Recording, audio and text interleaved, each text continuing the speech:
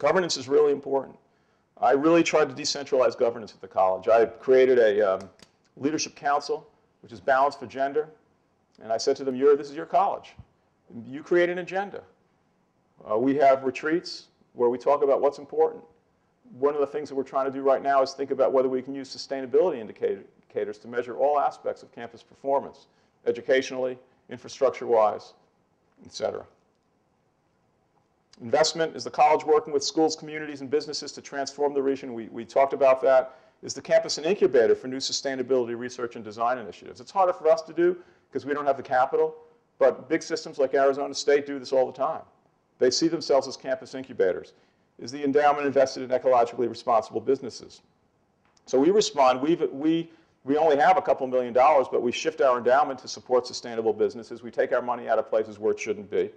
And we encourage faculty to work with business leaders to consider the technical skills, life experience attributes, and knowledge foundation that will equip the new sustainability professions. You're not served, I think, in an undergraduate program, even if it's liberal arts, if you don't have some discussions with the business community or the NGO community and ask them, what are you looking for in college graduates? What are the skills that you need? We need to get you working. We need to get you into the workplace making a difference right away, right now. So we need to ask folks, what are you looking for? Wellness, is stress impacting the performance of faculty, students, and staff? Well, of course it is. It always is. No faculty member will ever say they're unstressed. You just learn to, you learn to deal with that. Does the college promote healthy living?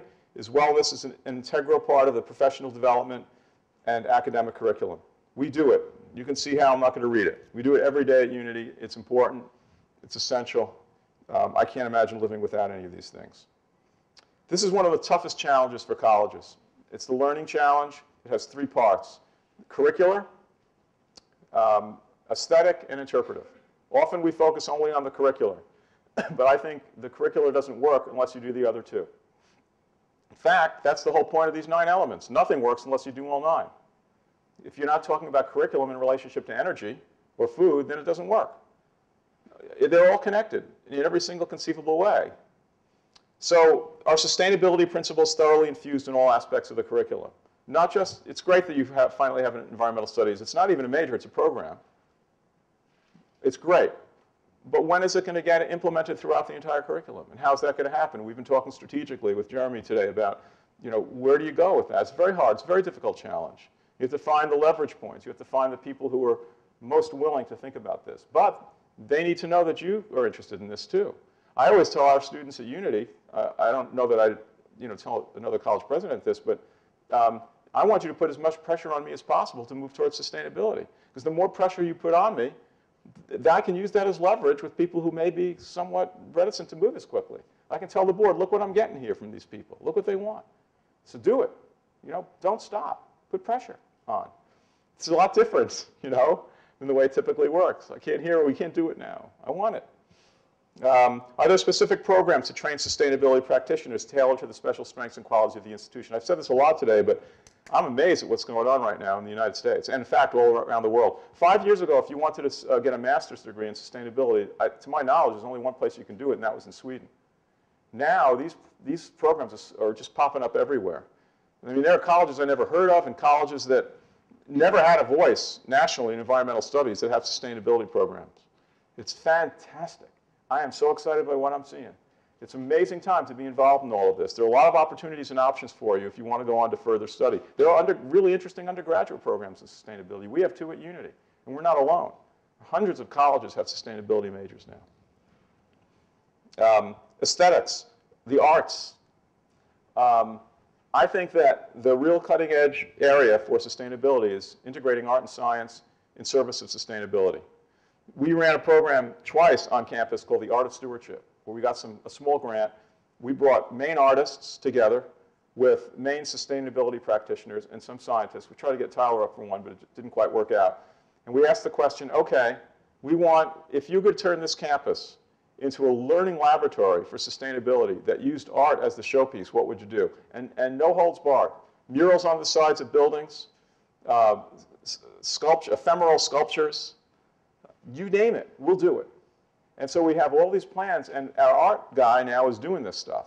So if you come to campus, you see really interesting projects. And every time I see one, I tell them, great job, I want more. He says, don't worry, it's coming. So I want to turn Unity College into a public art demonstration of sustainability ideas. And I want not just Unity, the idea is you can do it at any campus.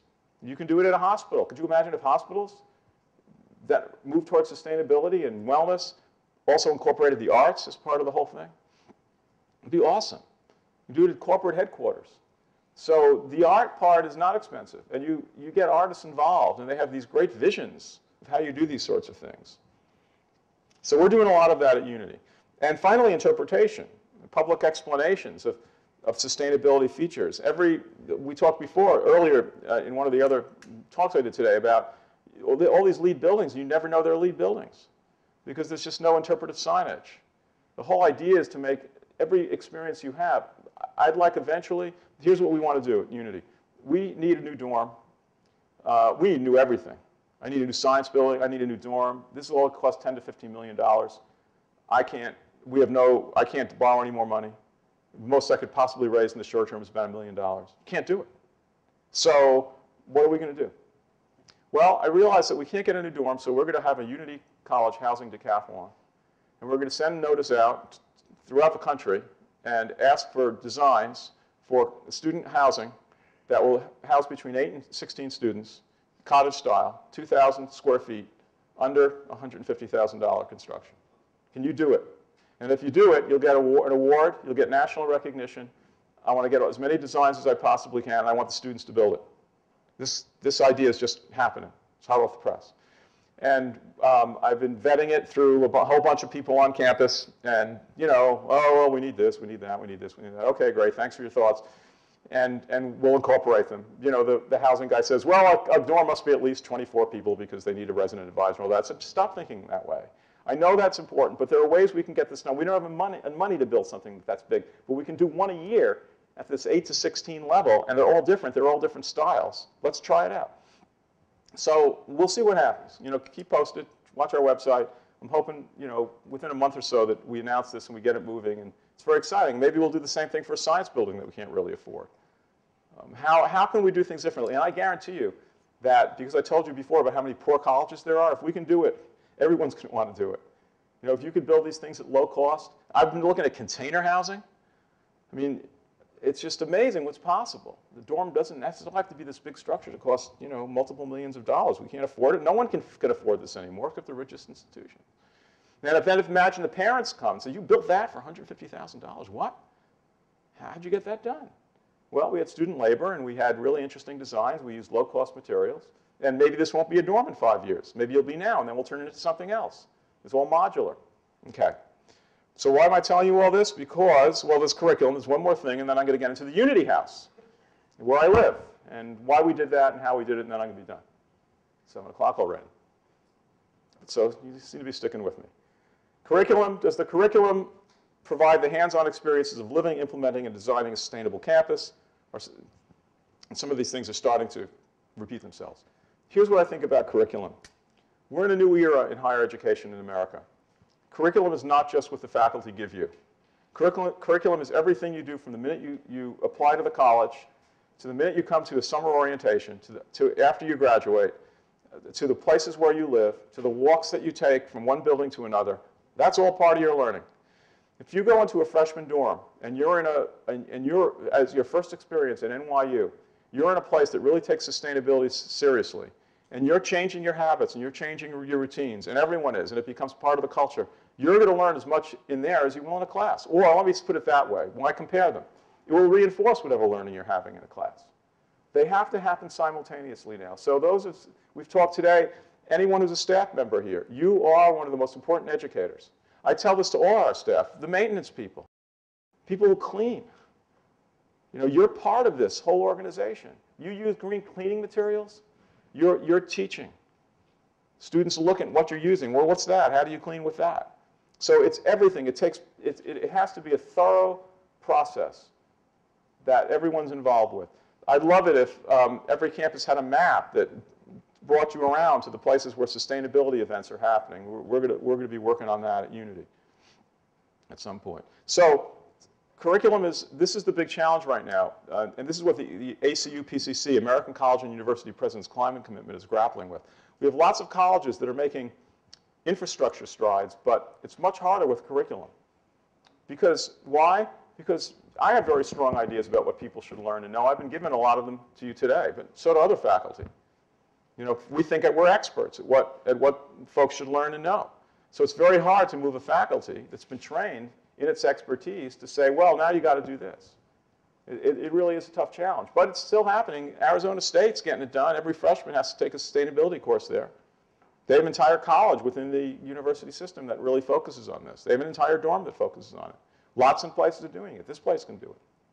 And get it all done. A lot of ways you can do it. Okay, so, and then finally aesthetics, but I talked about that already. I talked about the art and the things that we're doing, and enough for now. Interpretation. I guess I didn't do it quite in the right order here. Let me get to the Unity House. This is where I live now. This is an interesting story. There was no presidential housing when I got there. There was no really nice place to bring a potential donor for the college. And I get a pretty modest housing allowance. I'll tell you what it is, $2,000 a month, which is okay, it's fine for Maine. Wouldn't work here, right, in New York City, but it's fine for me. And I said to the board, look, I have a house in New Hampshire. Eventually I'm going to go back there. I don't need a house. I don't want to buy a new house. Let's take that money and let's use it as the monthly payment on a president's residence at this college. Everyone loved the idea. So we'll figure out what the down payment will be.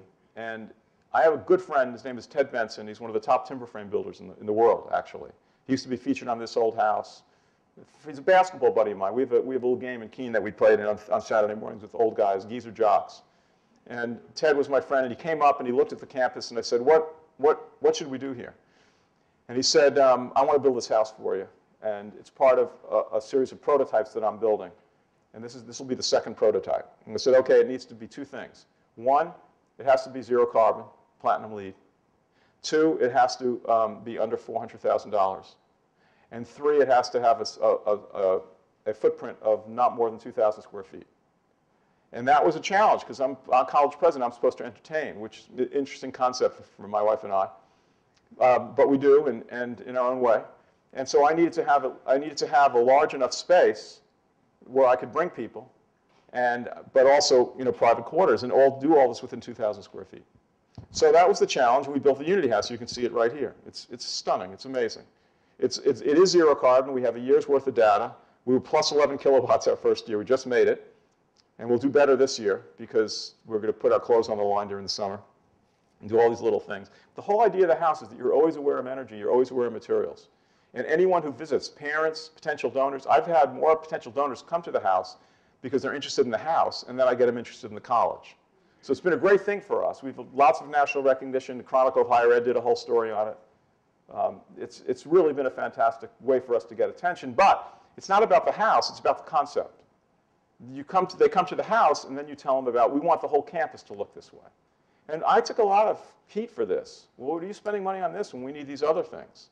I said, well, because you're not really spending money on this. It's part of what I get paid anyway, number one. Number two, it's going to lead to more investment in the college. So that's what you do. And so I hold classes there. I'll tell you one of the things I do as a college president. We compete with other colleges. We want to get the best students. We have to pay more to get them because they haven't maybe heard of Unity compared to NYU. So we try to make ourselves a best deal college right now. So I said to admissions, find me your 50 best applicants. I wrote them a personal letter from the president. I'm so glad you're interested in environmental studies. It's an amazing field. I've been in it my entire life. Here's why it's a great field. Wherever you go to college, stick with it. If you come to Unity, I want to work with you. So I teach an honors course called The Future of Life on Earth. We have it right here at the house. And it's wonderful. And of course, I'm doing it because I want to tell the faculty, look, I'm the president of the college. I'm working with freshmen. You should too. I want all of you out there working with our freshmen. And it's worked. It's been great class, and we've had some really amazing students in it. Well, there we are. There's me, and there's my wife. And there are people who are in the Unity House, and that's what it looks like at night. And we've brought 50 or 60 folks into the living area. We've had various events. We had our Artist Stewardship Conference there. I've had a faculty retreat there. My wife and I both teach classes. The students love it. I mean, they absolutely love it when they come to our house and have a class. There was a class just Monday morning when I left. So my wife, who's a great teacher, had 20 students doing all kinds of interpretation. We wanted an affordable model for future construction on campus. I told you about all this stuff. We had local contractors involved in the site design and construction. Boy, I can't wait to see that green again. I don't know about you. We do active solar collection and monitoring. 30 solar panels are mounted on the roof. This is a clean power system. There's no battery storage because we believe that the future is going to be lots of local energy producers who are all hooked up to the grid. Thomas Friedman writes about this. So that all of this can be measured and balanced through computers and networks. And you know when it's cheapest to buy energy and when you're producing it, you get credit for it. So on a cold, cloudy day, we're taking energy from the grid, and on a hot, sunny day in the summer, we're generating way more than we're going to use. And the meter's just going round and round and round and round. I love watching that thing whiz when the sun's out. It's really great fun. So this is a net metering system, and we get credits from the utilities. I'm not going to get into too much detail. This is really designed for another kind of discussion and presentation. We want to have some time for questions. But this house was built off-site in what's called a zero waste. It's a modular home. It was put together in New Hampshire. They shipped the whole thing, trucked the whole thing over. The local contractors puzzled it out. We had someone from Bensonwood there. It was not easy. There were problems, believe me. But we got the whole thing done. And there was apparently virtually no waste. They have such an efficient factory there at Bensonwood. For those of you who are interested in the details, I'm not going to run over them with you, but this is a super insulated house. The R values are just amazing if you're familiar with these kinds of statistics. If you sit in the house on it's a passive solar design, so it can be -5 out, and it gets to be that way in Maine quite a bit. And with high winds, if the sun's out, the heat will never come on. Because the house will warm up with its passive design, it will retain all of the heat, and it will keep it throughout the night. So you can have a bunch of consecutive, like we just had 2 weeks of very dry, cold weather, and we didn't use that much electricity because the solar, for heat. The most important users of electricity are heating, stove and oven, and clothes dryer. So if you watch those, you monitor those all very carefully, you're going to be doing very well. All of our materials and resources in the house, that's the living area, that's our dog that has really become a campus favorite because all these pet-deprived students around. Luckily, he's an unbelievably friendly guy, great personality. That room that you see in the rear is a guest room. That's a folding door. Every room in the house can be rearranged and reconstructed, which is another really interesting part of this design. If you're interested in this kind of thing, by the way, I'm not selling them. The Unity houses are on sale, and you can go to Benson's website to see them. They make a 1,000 square foot model, a real small one, a 1,500 square foot model on this model, maybe some others that I'm not aware of. Every material in this house is a recycled material, or it's a material that absorbs heat. And it's just really wonderful and beautiful. These are all, we found someone who was throwing out, they just got a new Crown, I guess, makes these cabinets, and we found out about them, and we put them in there. We have all Energy Star appliances, low-flow faucets, recycled linoleum floor. It all works. It's great. I love living in this place. Flexible living and dining spaces. You can see this now, how it works. We've done a lot with landscaping, too. That's very attractive, and a little garden around the house as well. So this is the first step towards a larger goal, and I think this may be my last slide. It is. We want to get our students involved. Our house and everything about the college prepares students to understand the dimensions of the climate change and biodiversity crises, develop the expertise to pursue meaningful and pertinent careers, and to take active roles as proponents of environmental awareness. That's what I want to see happen. So I bring students to conferences with me. I'm going to Miami for the Clinton Global Initiative. I'll bring 3 or 4 students with me. We'll travel together. I ask faculty, encourage faculty to do the same thing. Part of how we're trying to create the campus community and the value added to our campus is that you get to do these things with the college president or with some of the faculty. We're always thinking about where we send our students, how we get them out there. I've cut budget in lots of other areas so we can get our students doing these kinds of things. We send 10 students to PowerShift. Anytime I hear about an interesting conference, we're holding sustainability conferences on campus. Our students are planning them and getting involved with them, and that's what we're trying to do. And so it's working. I got to tell you that it's really working. We have a lot of our signature programs right now. I'll tell you briefly about what we've done. When I got there were 30 majors, which was ridiculous. We've reduced them to 5 centers. We have an academic master plan, and we have 5 centers: a center for biodiversity and ecology, a center for sustainability and global change, a center for natural resource conservation, Center for Experiential Environmental Education, and a Center for Environmental Arts and Humanities that I wanted to call the Center for Ecological Imagination, but they weren't bold enough. But that's okay. They're doing great work, and they're moving forward in lots of wonderful ways.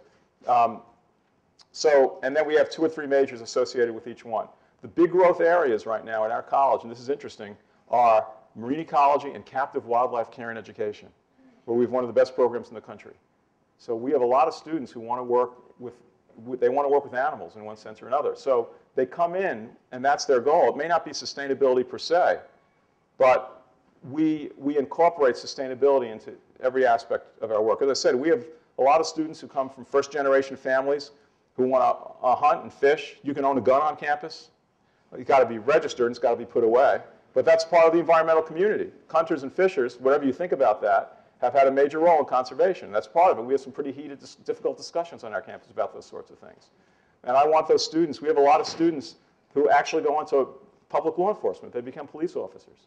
And I can't think of anything better than having them really understand environmental issues as police officers. So, and we have a lot of students we have excellent science faculty who go on and do science and go on to graduate school. So it's a real mix there. And that's kind of interesting and exciting. So that's my story. That's what we're trying to do. You can do it here. It's happening at lots of campuses around the country. NYU has its own strengths. Jeremy and Ty and others have done just a phenomenal job of moving this stuff forward. And there are certain things that you do that no one else is doing. The Green Grants, Green Giants, is that what it's called? Green Grants is a phenomenal program. It's great. I'd like to do something like that on a smaller scale. I'm going to look for funding to do it, in fact. So everyone's sharing ideas right now. That's what it's all about. It's because it's not just about Unity, it's about all our campuses. So thank you, and I'm happy to take any questions.